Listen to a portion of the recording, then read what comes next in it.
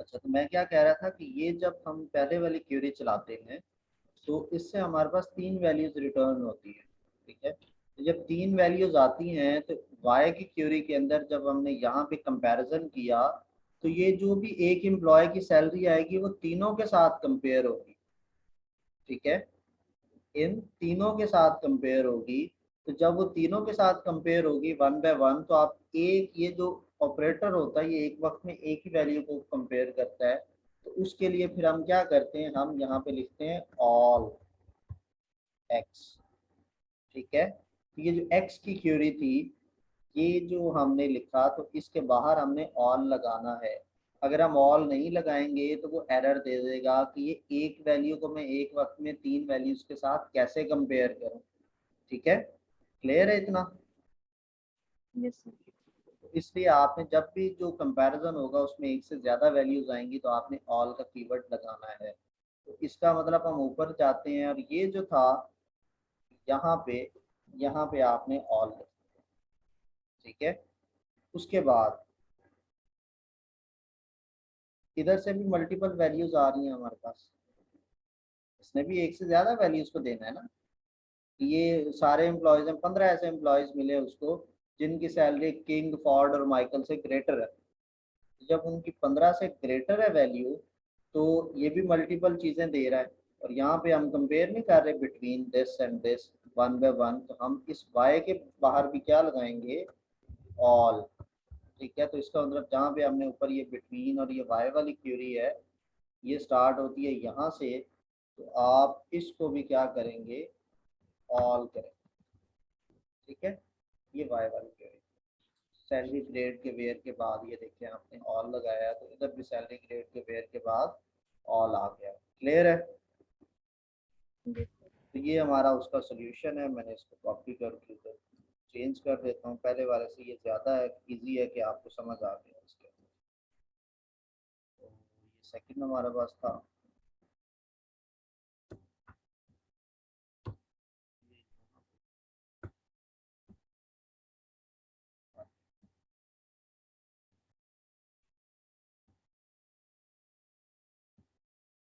अच्छा, नेक्स्ट हमारे पास third question था।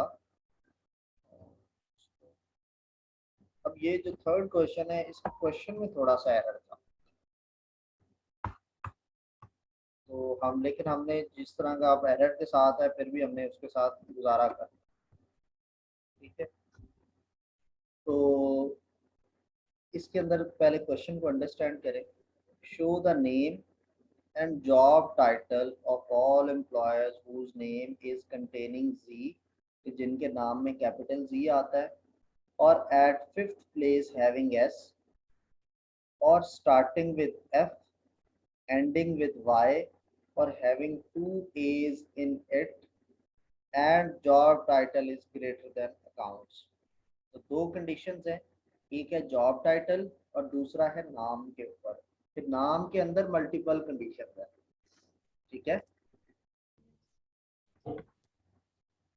जी, वॉइस का इशू तो नहीं है?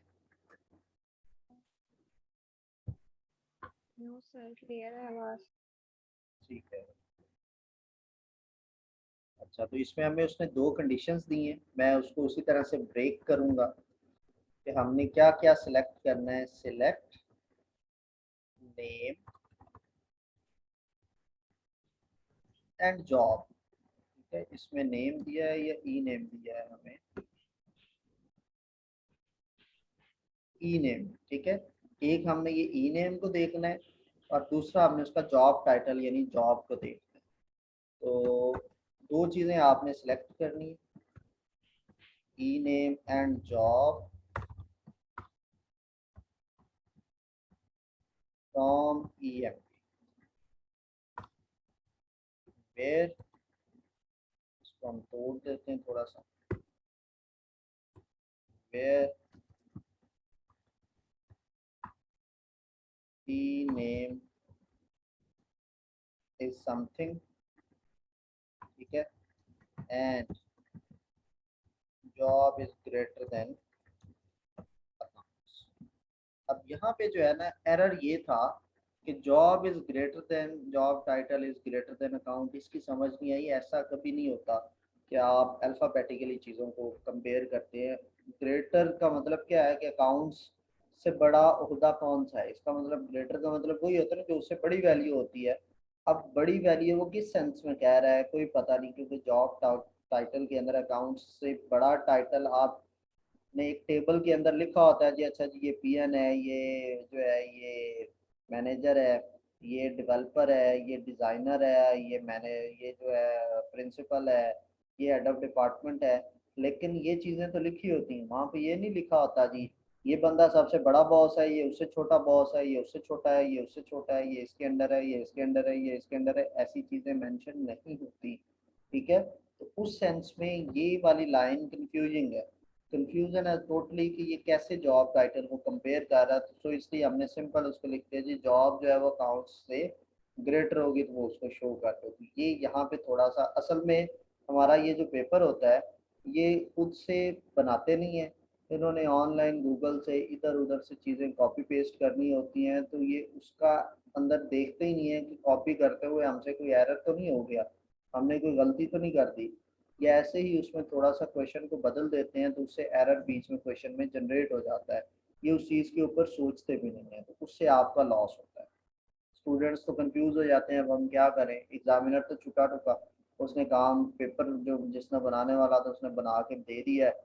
अब बच्चे सर तक बच्चों का है, ये जो पेपर चेक करेंगे उनका है। अच्छा, तो अब आपने एम्प्लॉय नेम देखना है। अब एम्प्लॉय नेम आपने उन उन बंदों का देखना है जिनके नाम में जी आता है। तो आप लिखेंगे लाइक, अब ये मल्टीपल है ये वाली कंडीशन, तो आपने इस वाले को इस तरह से ब्रैकेट में लिखना है, ई नेम लाइक, उसके बाद ये दो आपने कोटेशन लगाने होते हैं और इसके अंदर परसेंटेज का साइन है और उसमें जी लिख दिया आपने। तो वो तमाम नाम लाइक ऑपरेटर क्या करता है, वो उस नाम के अंदर ढूंढता है। अगर उस नाम के अंदर जी आ रहा है तो इसका मतलब क्या है कि उसको सिलेक्ट कर लो। ठीक है, तो आपने इसको लिखना होता है ये सिंगल कोटेशन, फिर इसके अंदर परसेंटेज के साइन, और इसका मतलब है इस जी से पहले कुछ भी हो सकता है, जी के बाद भी कुछ हो सकता है जी से पहले कुछ ना हो सकता है जी के बाद कुछ ना हो, जी बस आ जाए, चाहे वो पहला लेटर हो, आखिरी हो या दरमियान में हो। किस तरह से वो सिर्फ उसके अंदर जी को ढूंढता है, जी मौजूद है, बात पूरी। फिर और यही जो ई नेम है ये लाइक हो किसके, आगे क्या वो बता रहा है, at fifth place having S, fifth place having S. इसका मतलब क्या हुआ कि फिफ्थ प्लेस जो है उसकी उसके ऊपर एस हो, तो उसी तरह से लाइक, और इसके अंदर अब आपने परसेंटेज के दो साइंस। ठीक है, और जब फिफ्थ प्लेस हो तो जो इससे पहले अंडरस्कोर मतलब कुछ भी, दूसरे नंबर पे भी कुछ भी हो, तीसरे नंबर पे भी कुछ भी हो, चौथे नंबर पे भी कुछ भी हो, चार अंडरस्कोर और उसके बाद आपने एस लगा। ठीक है, तो इससे वो क्या पकड़ेगा, फिफ्थ करेक्टर उसको एस मिलेगा तो वो इसको ट्रू कर देगा।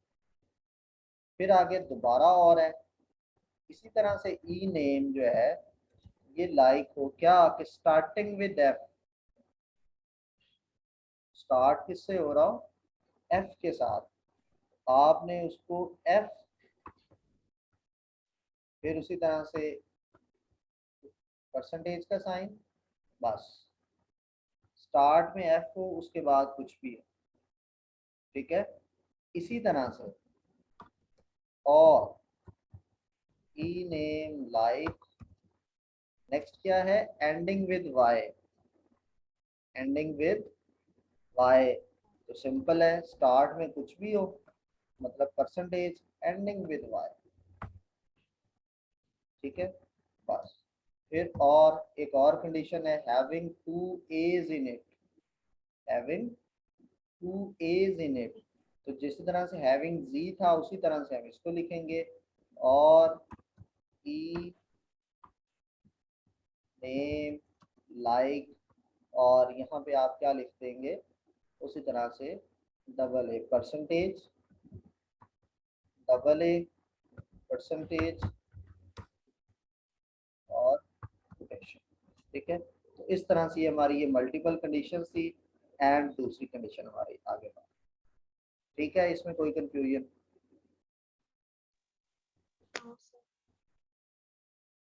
जी बोलें, आपको इसमें जरूर मसला होना चाहिए।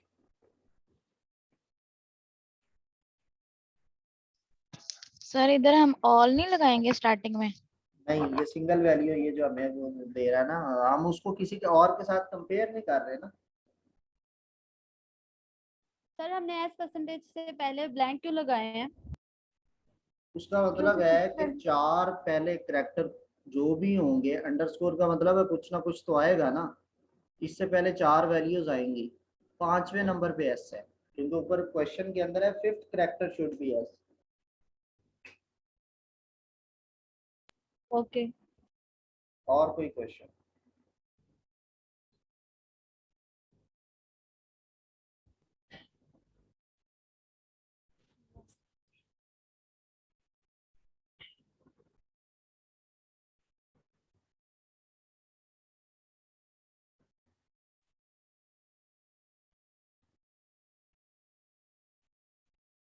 मैं चेक कर रहा हूँ कि ये सारे आप ही के स्टूडेंट्स हैं या कोई और भी बाहर दूसरे भी आए हुए हैं।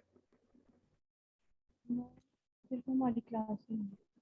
मैंने वैसे ये 3 क्लासेस के साथ शेयर किया है लिंक, तो आई आपकी अकेली नेक क्लास, बाकी बच्चे माशाल्लाह से पढ़ने वाले नहीं है, हैं? पढ़ते ही नहीं है शायद उनको, या उनको बहुत ही आता है या बिल्कुल नहीं आता, वही ऑप्शन होते हैं ना। तो बंदा खामोश होता है, या तो इसको कुछ नहीं आता या इसको सब कुछ आता है। सर वैसे जितना ये वास्ट टॉपिक है क्यूरीज वाला, ये एक दिन के 2 दिन के लिए तो हम कवर ही नहीं कर सकते आई गेस। तो अभी तो वैसे ये है कि पास परसों पेपर्स पेपर है वगैरह ना, कर ले। तो ये मैं पास पेपर के ही क्वेश्चंस करवा रहा हूँ ना, इसलिए आपको मैंने, वैसे तो हाँ आपको जी। लेक्चर दिया ही नहीं एसक्यूएल के ऊपर, तो इसलिए मैंने जो कहा कि जो पास पेपर में जिस तरह की क्यूरीज हैं वो अगर आपको समझ आ जाती हैं तो आप पेपर अटेम्प्ट करने के काबिल हैं। जी सर, वैसे इससे काफी हद तक आइडिया हो रहा है कि किस तरह से करना है। हाँ जी, इस तरह से ये मैं शेयर कर दूंगा आपके साथ जो है ना, रिमेनिंग भी। तो ये, सर ये जो आपने पूरा इसका सॉल्व किया हुआ है ना, ये कर दीजिएगा ताकि हम प्रैक्टिस एक दफा पेपर पे भी हाँ जी, उतार लेंगे अभी तो इसके वो। बाद ये अब हम चल रहे हैं 2017 के पेपर पे, और फिर 2018 का भी पेपर है। सर 20 का भी है हमारे पास। मेरे पास भी वो पड़ा है, 19 और 20 का भी है, तो उसको अभी मैंने बैठ के उसकी क्यूरीज पहले लिख लूंगा ना, तो फिर मैं आपके साथ शेयर कर दूंगा, कल भी हम डिस्कस कर सकते हैं चीज़ें, टेंशन नहीं सर ले। बेशक आप शेयर कर दीजिएगा, हम लोग देख लेंगे और बाद में अगर हमारे पास कोई क्वेश्चन हुआ तो फिर हम वो क्लास में पूछ लेंगे। विल प्रिपेयर उससे पहले बाकी जो भी ठीक है, है। नहीं तो आप ऐसा करें, एक व्हाट्सएप का ग्रुप बना लें और उसमें किसी का भी कोई क्वेश्चन हो तो वो उसमें पूछता जाए।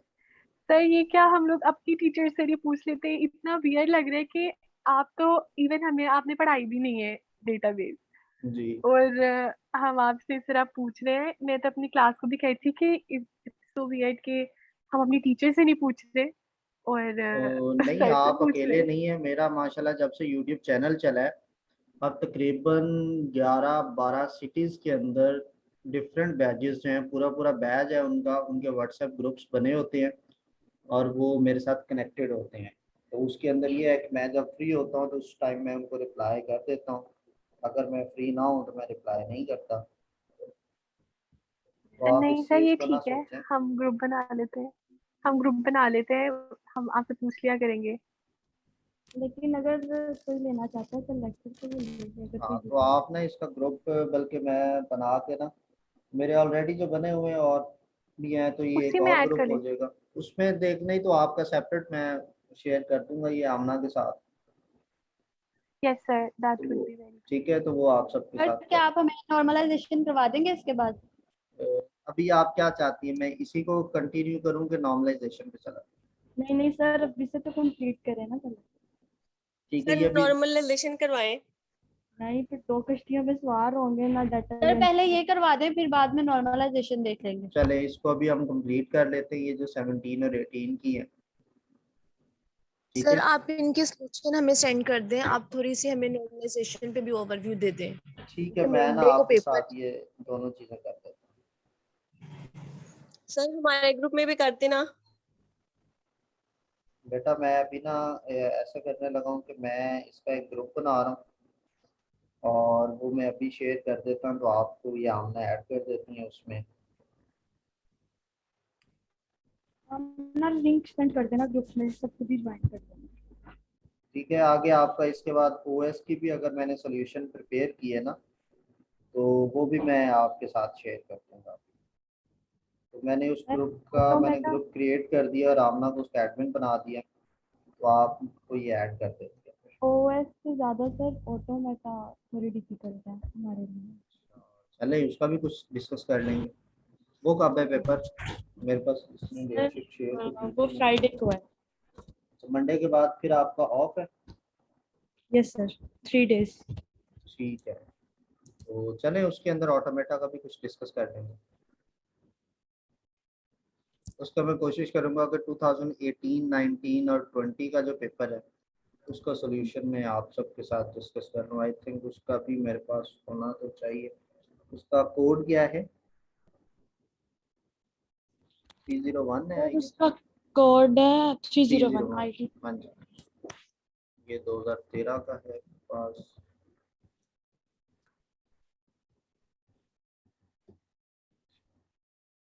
उसका 2020 का पेपर है आप सबके पास?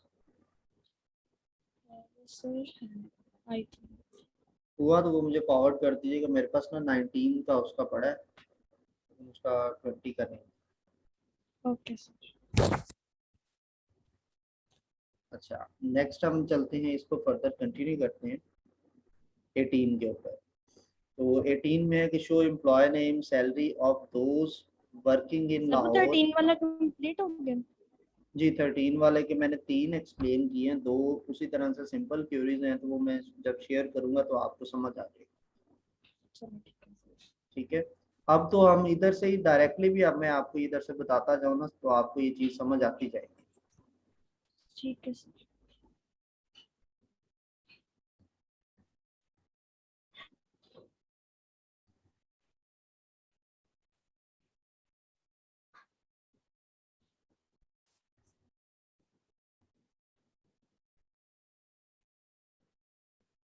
एक सेकंड में।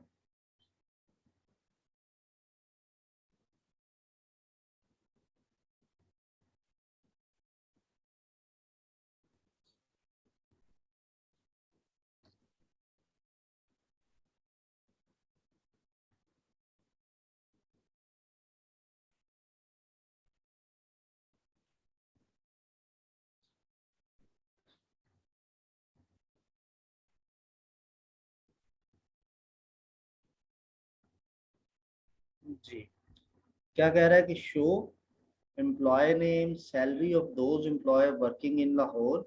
तो हमें एक कंडीशन ये दे दी गई है कि वर्किंग इन लाहौर होना चाहिए एंड वर्किंग इन फाइनेंस।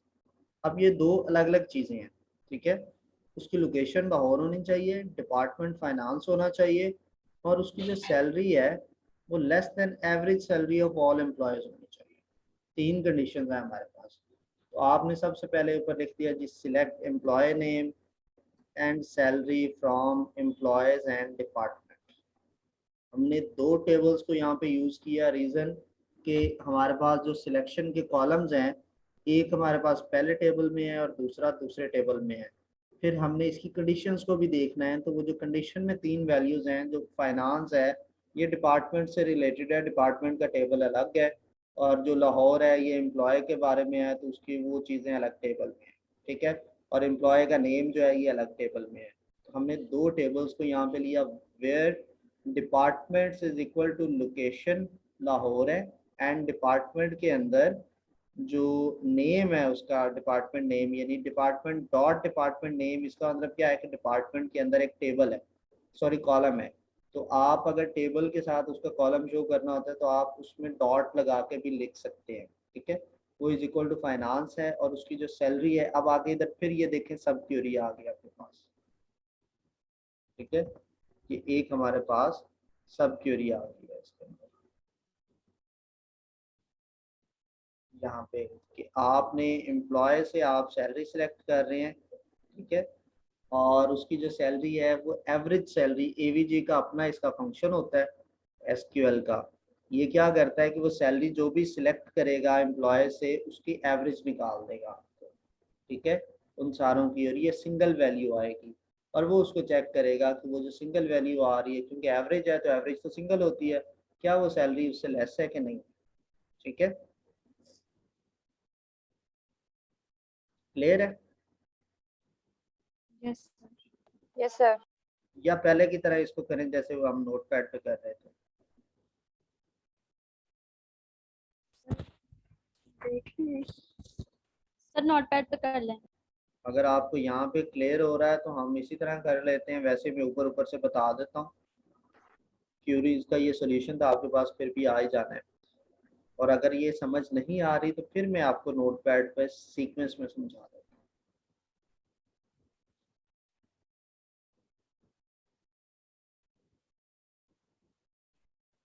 जी बोले, ठीक है, ये समझ आप जल्दी जल्दी करवा। चलें जी हम फिर क्विकली काम करते हैं इसी तरह से। नेक्स्ट के अंदर वो क्या कह रहा है, find employee name and salary. दो चीजें आपने फाइंड करनी है of those employee getting salary less than average salary of every department, ठीक है। तो आपके पास यहाँ पे अगर हम एक चीज देखें जो हमें टेबल के बारे में नीचे जाके अगर आपको बताया गया है, तो ये देखें एक डिपार्टमेंट आईडी 1 है, एक डिपार्टमेंट आईडी 2 है, फिर 3 है, 4 है, फिर 2, 1, 3। तो बेसिकली 4 डिपार्टमेंट हैं जिनकी आईडी 1, 2, 3 एंड 4 है। तो आपने हर डिपार्टमेंट की अलग-अलग एवरेज सैलरी को देखना है। तो उसके लिए हमने अलग से पहले डिपार्टमेंट की एवरेज सैलरी निकाली, ठीक है। उसके लिए आप ये देख सकते हैं, ये एक सब क्यूरी है, select average salary from employ, और एवरेज सैलरी तो निकालनी है लेकिन डिपार्टमेंट आईडी के हिसाब से उसकी एवरेज निकालनी है, कि जो डिपार्टमेंट आईडी जितनी 1 है उन सारों को पकड़ो और उसकी एवरेज निकाल दो, ठीक है। एक सेकंड जरा मेरी कॉल आ रही है, मैं वो सुन लूं।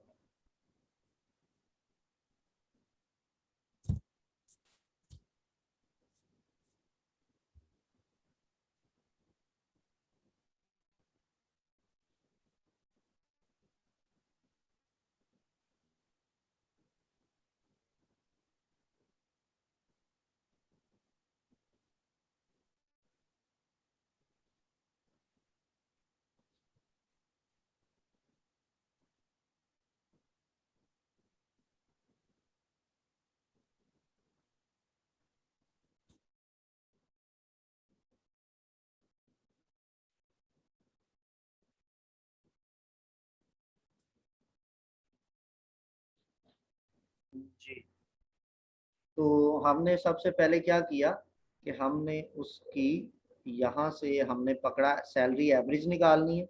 अगर आप ग्रुप बाय डिपार्टमेंट आईडी नहीं लिखेंगे तो वो क्या करेगा, पूरे टेबल के अंदर उसको 15 वैल्यूज मिलती हैं सैलरी की, वो 15 की एवरेज निकाल के आपको सिंगल आंसर दे देगा। लेकिन हमने देखना है डिपार्टमेंट के हिसाब से, तो वो ग्रुप बाय जब आप आके यूज करेंगे तो वो डिपार्टमेंट आईडी को पकड़ेगा। पहले वो डिपार्टमेंट आईडी 1 में वैल्यूज देखेगा, 3 है, 4 है, 5 है या 10 है, तो उन 10 वैल्यूज की एवरेज निकाल देगा। फिर वो डिपार्टमेंट आईडी नंबर 2 पकड़ेगा और उसमें जितनी भी वैल्यूज होंगी वो सब की जो है वो एवरेज सैलरी निकाल देगा। फिर थर्ड की, फिर फोर्थ की, फिर फिफ्थ की, ये 1 बाय 1 वो सारों की जो है वो एवरेज सैलरी हमें निकाल देगा, ठीक है। और फिर हम उसको करेंगे कि वो उनसे जो लेस सैलरीज हैं उनका वो चेक करेगा और वो हमें वैल्यू रिटर्न कर देगा। क्लियर है? Yes sir. पक्की बात है? हाँ जी। नेक्स्ट में हमें कह रहा है कि select total number of employees department wise. तो सिंपल है, आपने टोटल नंबर निकालने हैं ना डिपार्टमेंट के हिसाब से। तो आपने सिलेक्ट, अब जस्ट अगर लिखा होगा 5, 6, 7, आप कहेंगे पता नहीं क्या है, तो उसके स्टार्ट में फिर हमने डिपार्टमेंट आईडी भी सिलेक्ट कर ली कि वो डिपार्टमेंट आईडी 1 है, और उसके बाद इसमें जितने एम्प्लॉयज हैं उनको वो काउंट कर लेगा, ठीक है। एम्प्लॉय आईडी के हिसाब से दिया गया है, तो जिस तरह से आपकी क्लास की सपोज 25 स्टूडेंट्स हैं लेकिन उसमें 3 प्रोजेक्ट्स हैं सारों को। टीचर ने प्रोजेक्ट्स दिए हैं, तो टोटल 3 प्रोजेक्ट्स हैं, तो किसी में 8 स्टूडेंट हैं, किसी में 10 हैं, किसी में 15 हैं। तो हर प्रोजेक्ट की एक प्रोजेक्ट आईडी होगी। तो स्टार्ट में आप उसकी प्रोजेक्ट आईडी सेलेक्ट करेंगे और आगे आप काउंट लिख लेंगे स्टूडेंट आईडी के, ये वाले प्रोजेक्ट आईडी के अगेंस्ट जितने स्टूडेंट्स आ रहे हैं उनको काउंट करो वो कितने हैं, और वो उसकी क्वांटिटी आपको बता देगा फ्रॉम एम्प्लॉय ग्रुप। और उसको आपने ग्रुप करना है डिपार्टमेंट आईडी के हिसाब से, कि डिपार्टमेंट आईडी वाइज आपने चीज़ों को काउंट करना है। ग्रुप का मतलब यही होता है जब आप चीज़ें मैक्सिमम निकाल रहे होते हैं, मिनिमम उसमें ऐड कर रहे होते हैं या उनकी एवरेज निकाल रहे होते हैं, तो जब आप ग्रुप बाय यूज़ नहीं करें, वो पूरे के पूरे टेबल के अंदर जितनी वैल्यूज़ हैं सारों को कैलकुलेट करके सिंगल आंसर देता है। जब आप ग्रुप बाय बता देते हैं तो फिर वो हर एक के अलग-अलग देखता है। आप जिस कॉलम के हमने डिपार्टमेंट आईडी के हिसाब से ग्रुप बाय किया है और हम उससे काउंटिंग करवा रहे हैं स्टार्ट में, तो वो डिपार्टमेंट आईडी देखेगा कि टोटल कितनी है, 5 है। हर डिपार्टमेंट आईडी की वो अलग अलग काउंटिंग करेगा। अगर आप ये ग्रुप बाय निकाल देते हैं तो वो पूरे की सिंगल काउंटिंग करेगा। अगर आप उसको ग्रुप बाय डिपार्टमेंट आईडी बता देते हैं तो इसकी बेस पर अब वो क्या करेगा कि वो हर डिपार्टमेंट की अलग अलग काउंटिंग करेगा। ठीक है, सो ये हमारा इसकी क्यूरी इस तरह से बनती है। नेक्स्ट फिर हमारे पास जो है कॉम्प्लेक्स क्यूरी है कि show employee name of those who are salary more than Smith and less than Laura. तो आपने ये देखा कि ये एक क्यूरी आपने लिखी जिसके अंदर आपने select salary from employee where employee name is Smith, यानी जब एम्प्लॉय का नेम स्मिथ है उस एम्प्लॉय की सैलरी बताओ कितनी है, और फिर आप उससे ग्रेटर चेक करेंगे। एंड फिर आपने एक और क्यूरी लिखी जिसमें आपने लॉरा की सिलेक्ट की कि select salary from employee where employee name is Laura. तो लॉरा की हमारे पास सैलरी आती है तो उससे लेस होगी और स्मिथ की सैलरी से ग्रेटर होगी, तो उनको वो डिस्प्ले कर देगा। क्लियर है? Yes sir. फिर एक select employ name of those employees working in Jordan department but getting salary more than Jordan. तो आप दो चीजें इधर सिलेक्ट करेंगे, दो सब क्यूरीज होंगी। एक के अंदर आप सर्च करेंगे उन तमाम एम्प्लॉयज को जिनका पहले आपको जॉर्डन का डिपार्टमेंट पता होना चाहिए। ठीक है, तो जॉर्डन के डिपार्टमेंट के लिए आपको जॉर्डन की डिपार्टमेंट आईडी के लिए क्यूरी लिखनी पड़ेगी। तो ये आप जो पहली क्यूरी है ये आपने लिखी कि select department ID from employee where employee name is Jordan. जब जॉर्डन की आईडी आपको पता हो जाएगी तो आप फिर सिलेक्ट कर लेंगे ऑल एम्प्लॉयज जिनकी आईडी वही है डिपार्टमेंट आईडी जो जॉर्डन की डिपार्टमेंट आईडी। ठीक है, फिर आपने सैलरी को देखना है कि जिनकी सैलरी जॉर्डन से ज्यादा है, तो पहले आपको जॉर्डन की सैलरी पता होगी तो आप कहेंगे ना कि किन किन की सैलरी जॉर्डन से ज्यादा है, तो इसका मतलब पहले आपको जॉर्डन की सैलरी के लिए क्यूरी लिखनी पड़ेगी। आपने लिखा select salary from employee where employee name is Jordan और उससे ग्रेटर सैलरी जो है उसको शो करो। क्लियर है? Yes sir.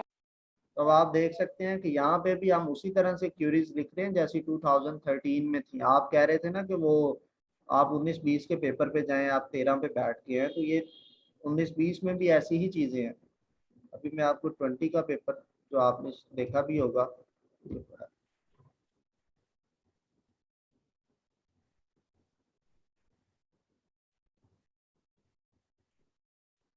अब इसमें भी देखें ना कि फाइंड लास्ट वाली क्यूरी अगर आप रीड कर सकते हैं तो find name of those employee which name are not starting with the character A Q and S. Not का कीवर्ड हम यूज करेंगे और उसके अंदर लाइक के थ्रू, जो लाइक 2013 वाले में मैंने भी करवाया है, लाइक का कीवर्ड आप यूज करते हैं उसके साथ नॉट आ जाएगा। स्टार्टिंग है तो आप ए के बाद परसेंट लिखेंगे, स्टार्टिंग क्यू है Q percent and S percent, इसके 3 अलग अलग लाइक बनेंगे। ठीक है, और इसका ऊपर उसने हमें स्कीमा भी दे दिया 2020 के अंदर। तो ये मैंने 18 का भी अभी आपको दिखा दिया और 13 का भी, 17 का भी इसके ऊपर मैंने लिखा हुआ है, वो भी देख लें एक बार। Write a query to get details of those employees whose name are not John, Roy और Smith। तो सबसे पहले आप क्यूरी सिलेक्ट करेंगे कि जिनके नाम, यानी कि आप क्यूरी लिखेंगे कि employees name are like John, like Roy and like Smith, और फिर उसके बाहर आप नॉट लगा देंगे तो ये उल्टा हो जाएगा, ठीक है। ब्रैकेट उनको सिलेक्ट करेगी जिनके नाम इस जैसे हैं। जब आप इस ब्रैकेट के बाहर नॉट का कीवर्ड लिख देते हैं तो ये उल्टा चल जाता सर अब ये इसका स्कीमा तीनों- भी है हमारे पास? है जी। इसका स्कीमा भी होगा क्योंकि ये इसने कैंडिडेट यूज किया है ना? नहीं, इसका नहीं। स्कीमा नहीं है। जिनका गिवन होता है वो साथ उस हिसाब से हम चलते हैं, अदरवाइज फिर आप अपनी मर्जी से कर सकते हैं, ठीक है। फिर सेकंड है हमारे पास कि क्यूरी आपने लिखनी है those employee whose employee name contain O and working in the same department as Smith। तो जो कंटेनिंग ओ है तो वो तो आपने सिंपल लाइक के ऑपरेटर से लिख दिया। अब दो कंडीशंस हैं, पहली है ये नेम लाइक जिसके अंदर ओ आ रहा है, और दूसरी कंडीशन आपने और लगाई है। इस और की वजह से क्योंकि क्वेश्चन में और गेट का वर्ड यूज किया गया है तो और ऑपरेशन हम लगाएंगे। और department name is equal to, तो आप इस क्यूरी के थ्रू आप स्मिथ का डिपार्टमेंट सिलेक्ट करते हैं। Select department name from employee where employee name is Smith, ठीक है। इसमें क्लियर है कि कंफ्यूजन? सर इसमें थोड़ी सी Clear है। कंफ्यूजन। सिंपल है, दो कंडीशंस है। एम्प्लॉय नेम जो है उसके अंदर ओ आ रहा है, और और के बाद दूसरी बता। कंडीशन क्या है कि डिपार्टमेंट उसका जो स्मिथ वाला है, तो आपने स्मिथ का डिपार्टमेंट सिलेक्ट किया सब क्यूरी के थ्रू, ठीक है। ठीक। और अपनी क्यूरी के उसको इक्वल चेक किया, अगर ये इक्वल हुआ तो ठीक है, ट्रू होगा तो वो रिटर्न कर देगा हमें कोई ना कोई डेटा, अगर ये फॉल्स हो गया तो। अब यहाँ से सपोज इस सब क्यूरी के थ्रू हमारे पास जो आता है वो आता है जी उसका डिपार्टमेंट है कॉमर्स, तो ये वो चेक क्यूरी में करेगा कि department is equal to commerce, और वो कॉमर्स वाले सारे रिकॉर्ड उसको डिस्प्ले हो जाए।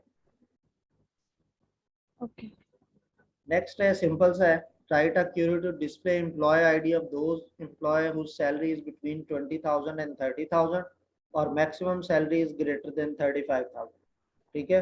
तो दो कंडीशंस हैं, तो सिंपल सा है, select employee ID from employee where salary between 20,000 and 30,000, ठीक है। और दूसरी कंडीशन क्या है कि इस सैलरी का जो मैक्सिमम वैल्यू है वो 35,000 से ऊपर हो, ओके। ठीक है। तो फिर इनको सिलेक्ट करो, अदरवाइज सिलेक्ट ना करो, ठीक है। नेक्स्ट हमारे पास है कि select department total salary with respect to department from employee, ठीक है। तो आपने एम्प्लॉय से सिलेक्ट कर रहे हैं department and total salary from employee where total salary, आगे उसने लिखा है कि total salary is greater than 80,000 order by total salary, तो आपने लिख दिया ये total underscore salary is greater than 80,000, और ऑर्डर बाय क्या करता है उसको अरेंज करता है, ठीक है। And order by total salary, और उसके आगे डिसेंडिंग या ASC या DESC लिखते हैं तो वो असेंडिंग या डिसेंडिंग में उसको अरेंज कर देता है। फिर इस तरह से write a query to display department wise minimum salary. अगर जस्ट मिनिमम सैलरी होती तो हम क्या लिखते हैं कि select minimum salary from depart employees, ठीक है। तो आगे हमने अब उसने कहा डिपार्टमेंट वाइज, तो आपने ग्रुप बाय डिपार्टमेंट आईडी कर दिया है, और ऑर्डर बाय सैलरी डिसेंडिंग लिख दिया क्योंकि सैलरी के हिसाब से ये मेंशन है। एक चीज उसने कहा है कि डिपार्टमेंट वाइज का जब वर्ड आया तो हमें ग्रुप बाय डिपार्टमेंट आईडी करना पड़ा। फिर उसने कहा ऑर्डर बाय सैलरी, तो मुझे ऑर्डर बाय सैलरी डिसेंडिंग लिखना पड़ा क्योंकि उसने कंडीशन में पूछा, ठीक है। क्लियर है? Okay sir. तो ये हमारे पास इसके पेपर्स थे, तो इसमें अब आपका किसी का कोई क्वेश्चन है तो पूछें। नो सर बहुत अच्छी समझ आई है, बस आपकी शेयर कर देंगे हमें व्हाट्सएप पे। चले मैं ये आपके साथ शेयर कर देता हूँ ग्रुप, तो आप लोगों ने कर लिया ज्वाइन? यस सर कर लिया हमने। ठीक है, मैं उसमें ना ये शेयर कर, ओके। तो आपका कोई भी किसी का भी कोई क्वेश्चन हो तो बिला झिझक आप लोग पूछ सकते हैं।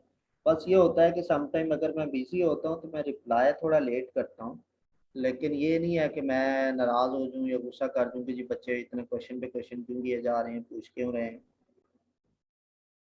वो इस तरह की आप लोगों ने बिल्कुल नहीं सोचना कि ये कोई जानते भी नहीं है, ना जान ना पहचान, मैं तेरा मेहमान, वो वाला सीन नहीं है। तो मैं बेसिकली ये सारा कुछ कर रहा हूँ अपनी टीचिंग, अपनी ट्रेनिंग के लिए कि मेरी चीज़ों पे और अच्छी ग्रिप हो जाती है। ज़रूरी नहीं है कि मैं टीचिंग फील्ड में हूँ तो मुझे सब कुछ आता है, ठीक है। तो मैं अपने उस सेंस में